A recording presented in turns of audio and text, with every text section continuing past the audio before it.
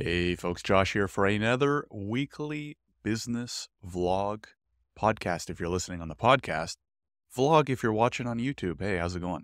Now, if you're listening on the podcast, you might want to consider checking out the YouTube channel because instead of just listening to my lovely deep radio voice, you can also stare at my lovely face and bookshelf in the background. Anyways, we're going to talk about books at the end of the episode today, because I just finished a really good one. Hope your week's going well. It's a long weekend here in Canada. So on Monday, it is, I don't know, some day. I don't even remember what the day is. Kind of bad. Civic Day? What's it called? I'm looking at my calendar right now. Anyways, doesn't even really matter. We have the day off. It's the long weekend in August. That's what I call it. And it's kind of nice. It's been really hot here. I'm based in Toronto, for those of you tuning in for one of the first times, perhaps. And Canada's pretty cold in the winter. It's also been getting really damn hot in the summer. I think the world's been getting really hot. Obviously, depending on where you live, right? Certain countries, it's cold in the summer and vice versa.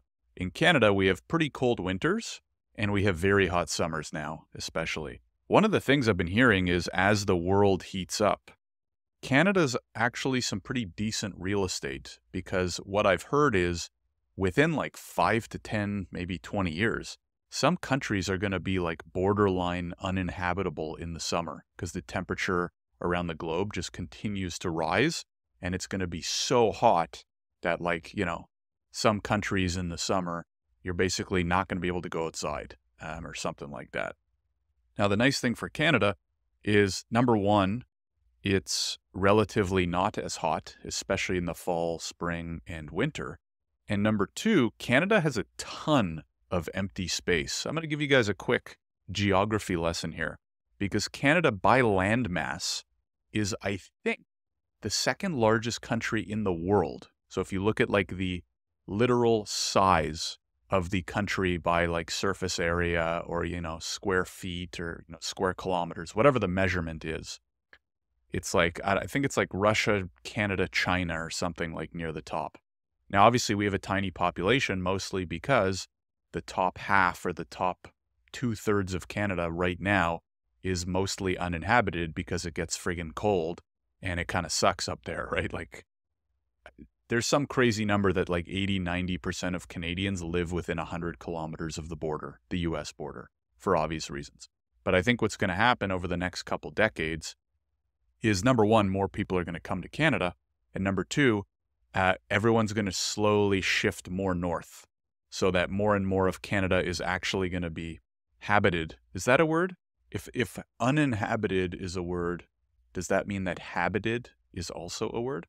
Question of the week. Anyways, I'm going to talk about business because you don't tune in weekly to hear about my stupid geography lessons, but maybe you found that interesting. So anyways, it was a pretty good week. I managed to actually stay quite busy. I will say summer's definitely slowed down for us. I think for most people in Canada. The problem as well, here we go, back to Canada. The problem with Canada is, because the winters kind of suck, people do take a lot of extra time off in the summer to really enjoy the weather, to go on holidays if they have kids, right, to travel with their kids while they're off from school, that kind of stuff. So pretty much across the board here, and maybe it's like this in your country, or maybe you live in Canada and you're like, Josh, stop friggin' talking about Canada because I know this. But pretty much every industry in Canada slows down in the summer. So I've definitely noticed a slight downtick in, for example, like demos booked. But we're still managing, we still managed to put together a half-decent month in July. Enough people booking in, enough interest, enough conversions. So I can't complain. And hopefully August will kind of be the same.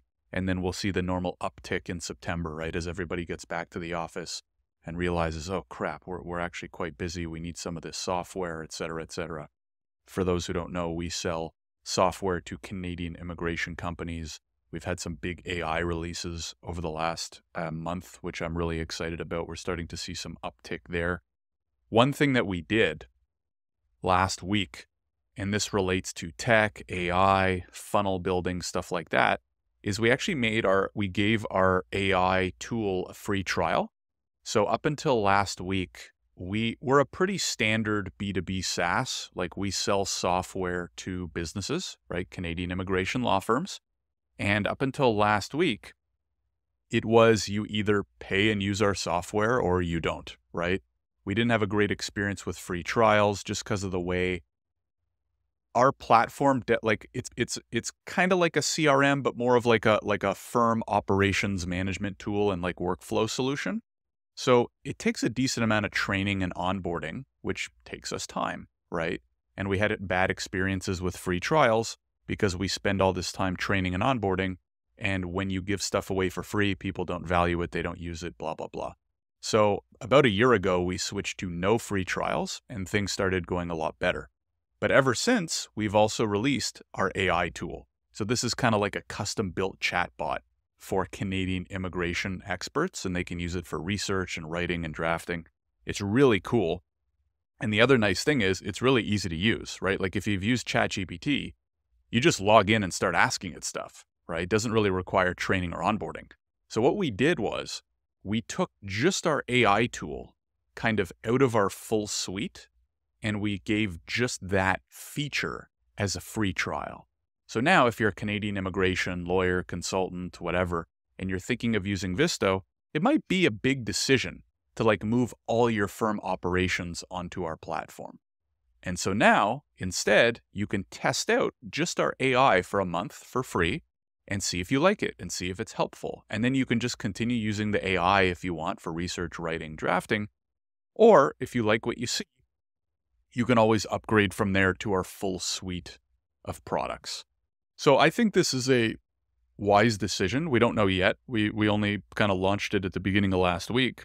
So I'll be able to share more details maybe after a month or two once we see how many people were able to sign up, how many convert beyond just the free trial period.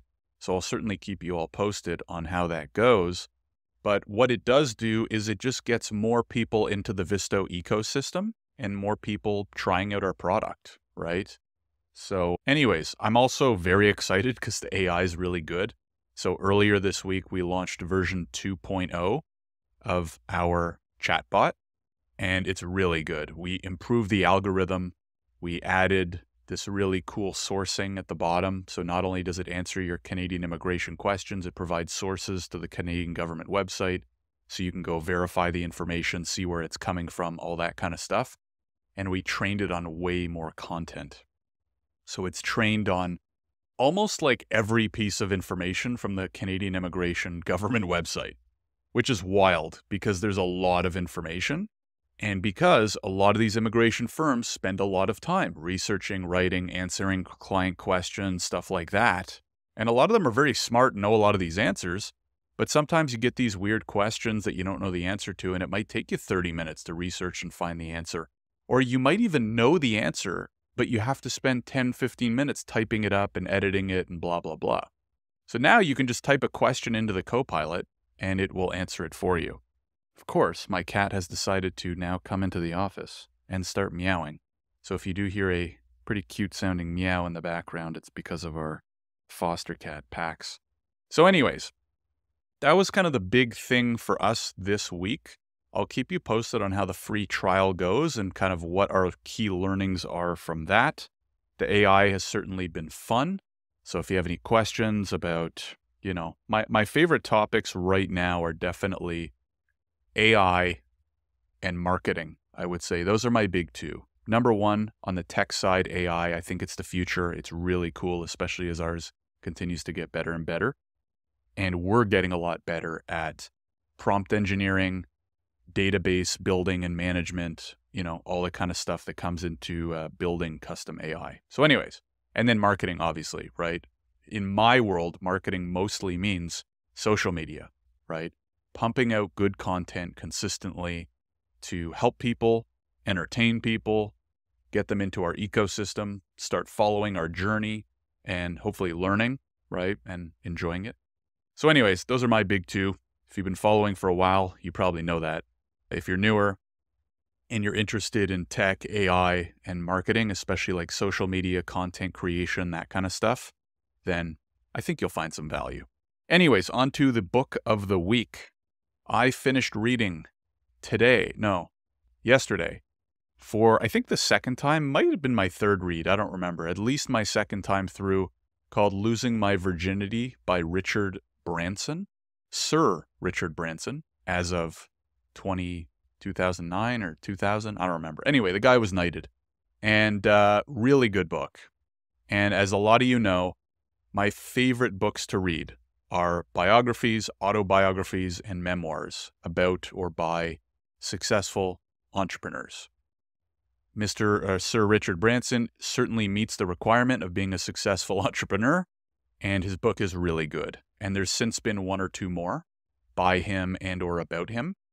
This was the first one, so it covers, from his childhood all the way up to, I think, around like 1992 or 3-ish, and super interesting. It's basically, the best part about the book is that there's no guides or anything. It's just him telling the story of how he grew up, how he opened his first business, how Virgin got started, how, so what that means is how they got into like the record store industry and then expanded into, production, and then the airlines, and then this and that, and, everything that Virgin became.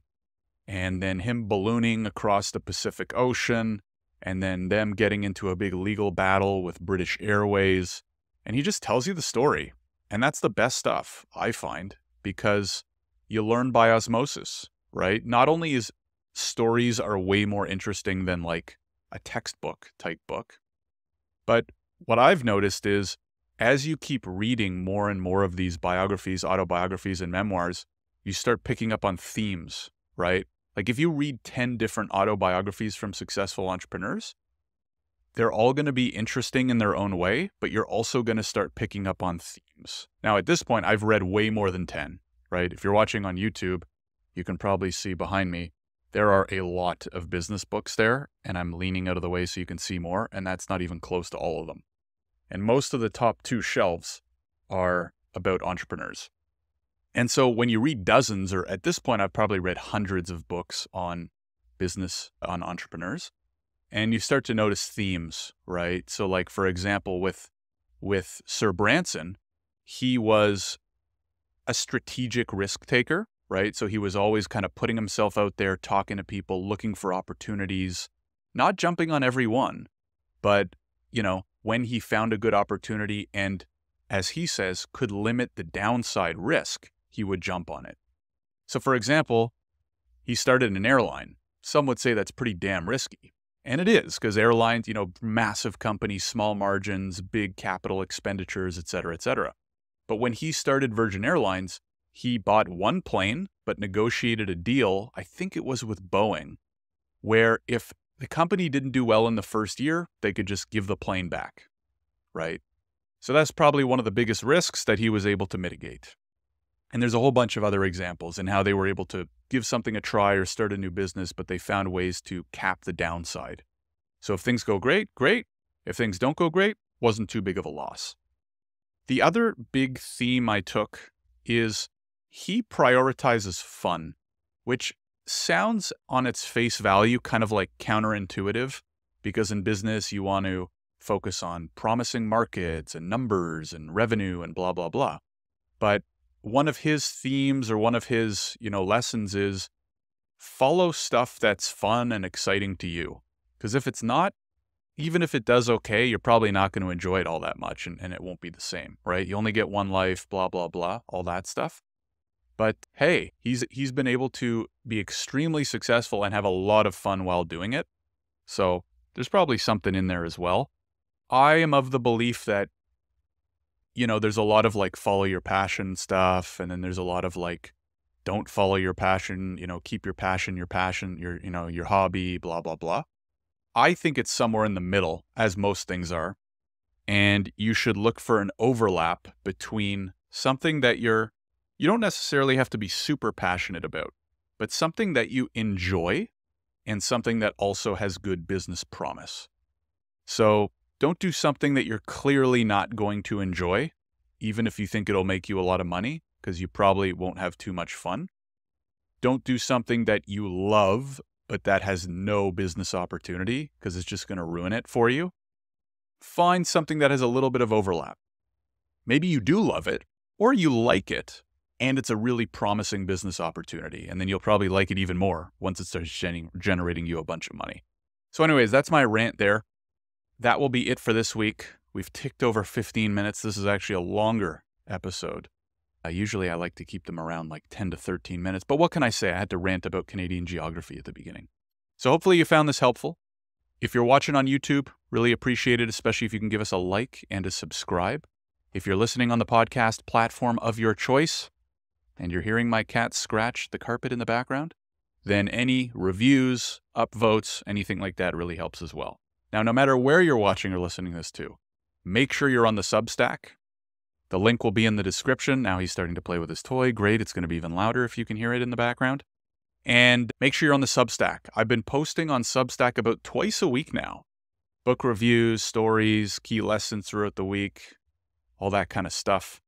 And when I post a new vlog, the podcast goes live on Substack as well, so you'll never miss an episode there.